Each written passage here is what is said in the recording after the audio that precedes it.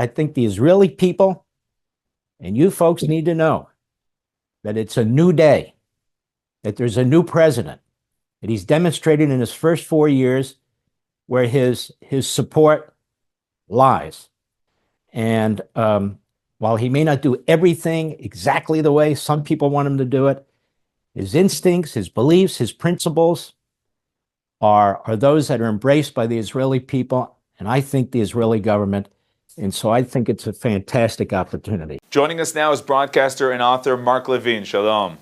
Shalom. It's good to be with you guys. Thank you very much for joining us. A few words, please, first of all, about the latest powerful statement of Donald Trump regarding the hostages, the threat to Hamas. It was very powerful, but many people are now trying to understand what it means, practically speaking.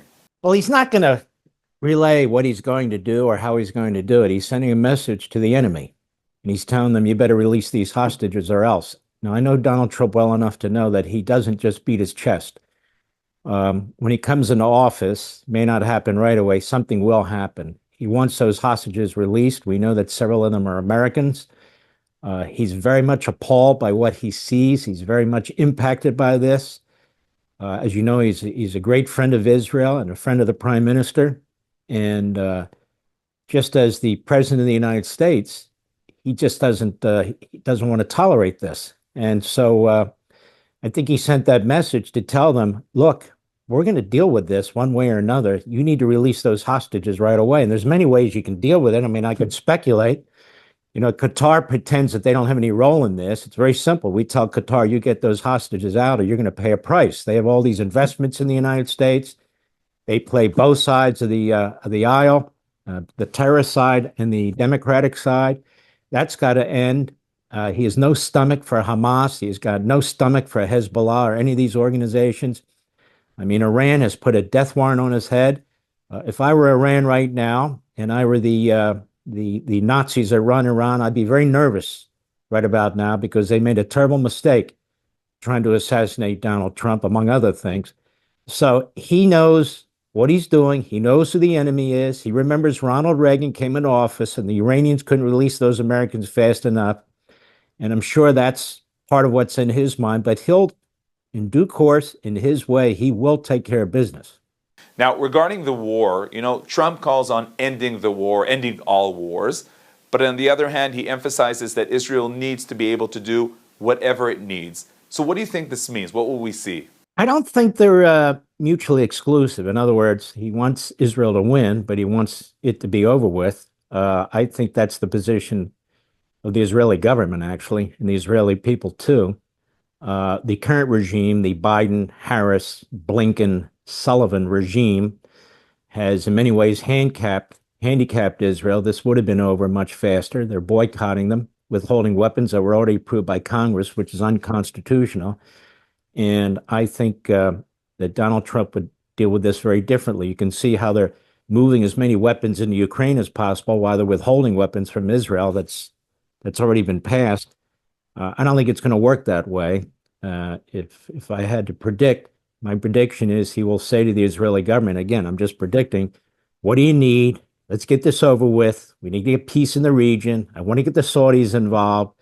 I want to resolve these issues as much as possible. And I think you can at least look at this pretty clearly through the people he's appointed.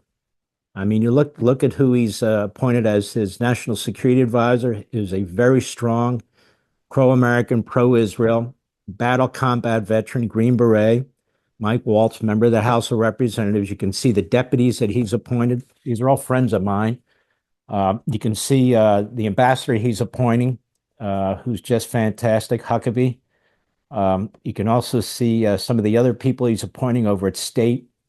And so I think it's pretty clear that he would like peace with Lebanon. He would like peace in other parts of the Middle East, that there are these so-called Gulf state, Abraham Accord Arab countries or so-called moderate Arab countries that really secretly are rooting for Israel against Iran and so forth. I think he knows all that. But I will tell you something. I think I only told one other media outlet, and that is when he got the Republican nomination, and I sent Donald Trump a text congratulating them, he sent me a text back thanking me and saying, and by the way, Mark, I will protect Israel, quote unquote.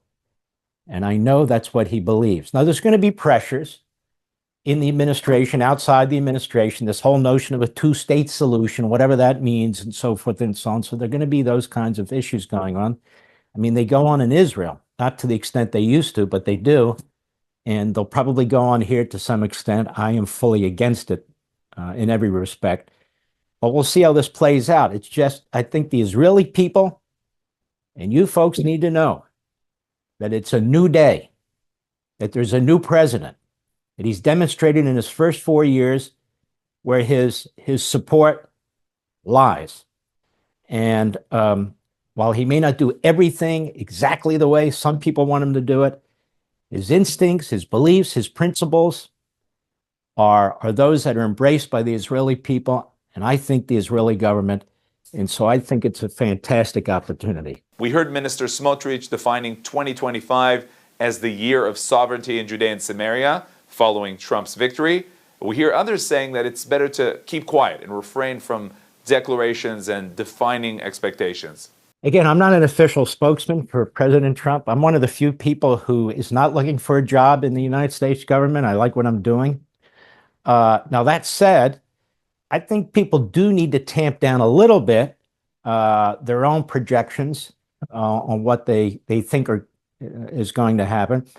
I love the sentiments that he talks about, because I'm a big believer in Judea and Samaria. I mean, that's our ancestral homeland.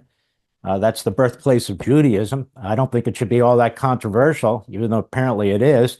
I don't believe there is a West Bank of Jordan. If anything, there's an East Bank of Israel. That is Judea and Samaria. But, there'll be some, I suspect, pressure, counter forces involved, particularly from Saudi Arabia, some of these other Arab countries, I'm guessing, maybe even within the administration in some circles, but we'll see how that plays out. I think, at least from my point of view, how in the world could there be two states? That's two states. That's the final solution. It's not a solution to anything else. And what would this other state look like? Do they get their own air force? Can they put missile systems in? I mean, it doesn't even make any sense. You see what Hezbollah has done when they conquered Lebanon.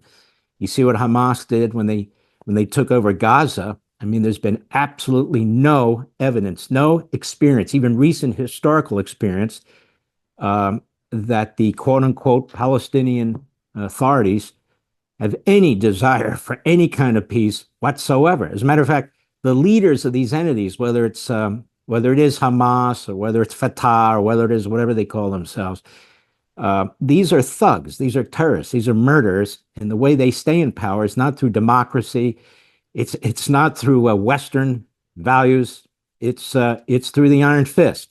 And so I just think it would be suicidal to create this phony country or nation or whatever you want to call it, and then pretend that you'd be able to limit its capacity for doing harm. I think October 7th just disproved all the BS over all the decades about whether it's Oslo or anything else over these accords, which are fanciful. They're absolutely fanciful. Now, you mentioned the final solution. Let's really relate to anti-Semitism. How concerned and even frightened are you when you see the situation in the United States? It's terrible. And I've been one of the leading voices, whether it's on TV or radio or a digital platform, saying that we have in this country, what I call Islamo-Nazis, really jihadists who are carrying the flags of Hamas, Islamic Jihad, Hezbollah, the Muslim Brotherhood, right down the middle of our main streets in New York and other major cities.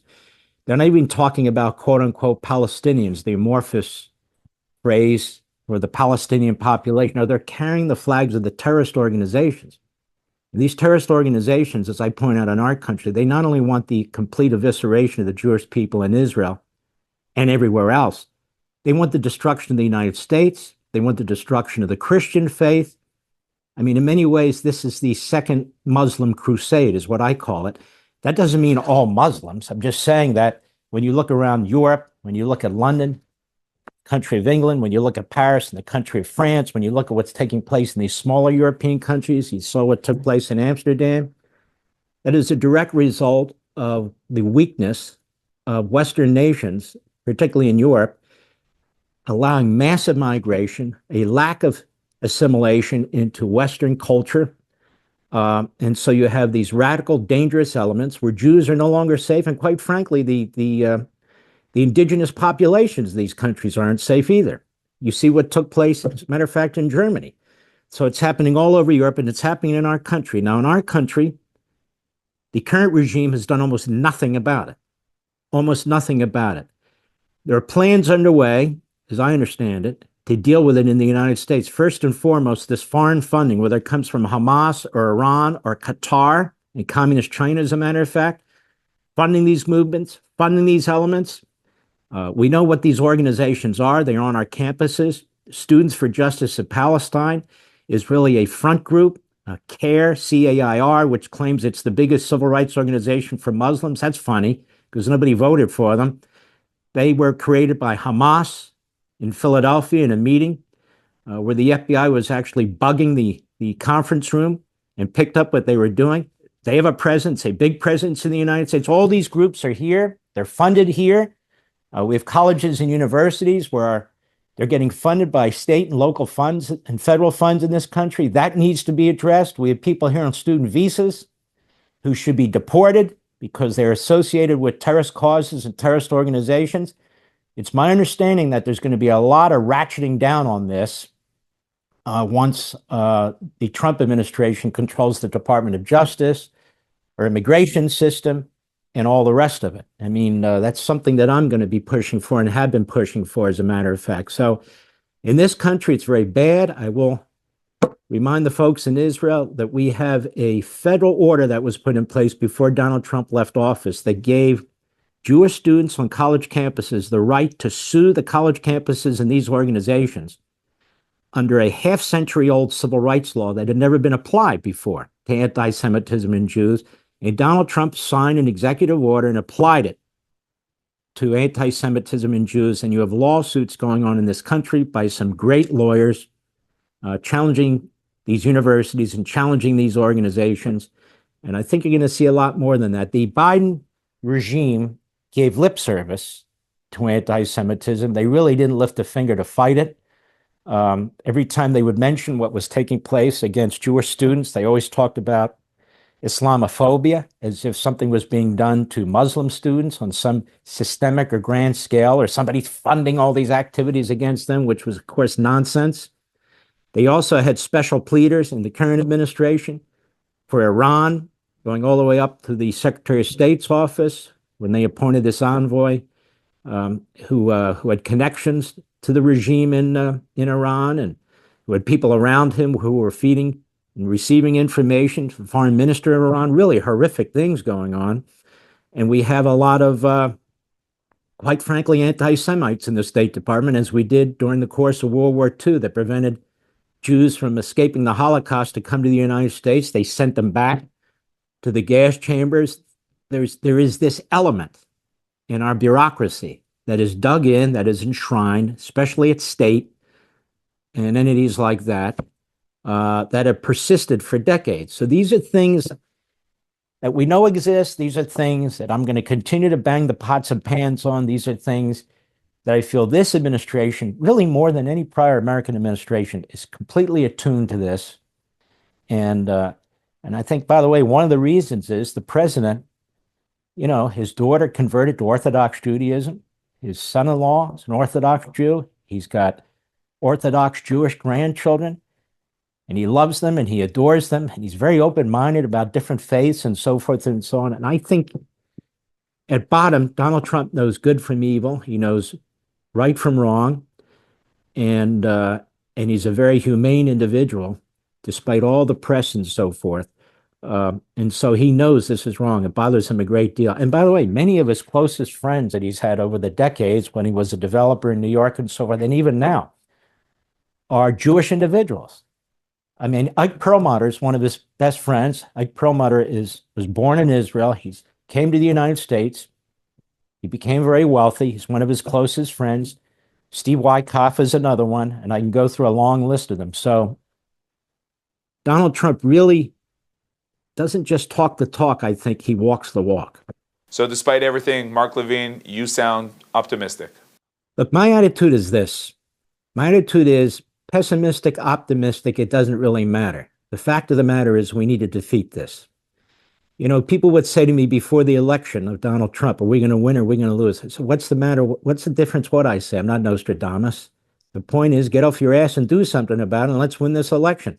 I'm reminded of Patton. Patton, you know, he defeats the Germans in North Africa. He's moving through Europe. The Battle of the Bulge is taking place later. His armies desperately needed to defeat the Nazis and join up with the rest of the American forces and the British forces. If somebody had said to him, General, are we going to win? Are you optimistic or pessimistic? What do you think Patton would say? Who the hell cares? Let's get there. Let's fight the enemy. Let's defeat the enemy. That's my attitude. My attitude is we keep pressing ahead. We fight the people who want to destroy us. We fight the people who want to destroy our system of government and the civil society. Whether we win or lose will be for history to decide. Okay, Mark Levine, thank you very much for joining us. It's a great honor, and thank you folks for being there. You really are like a safe harbor in the middle of radical left-wing media. We have it in this country. Unfortunately, you have it in your country. It's a great honor. God bless you all. Thank you. Be well.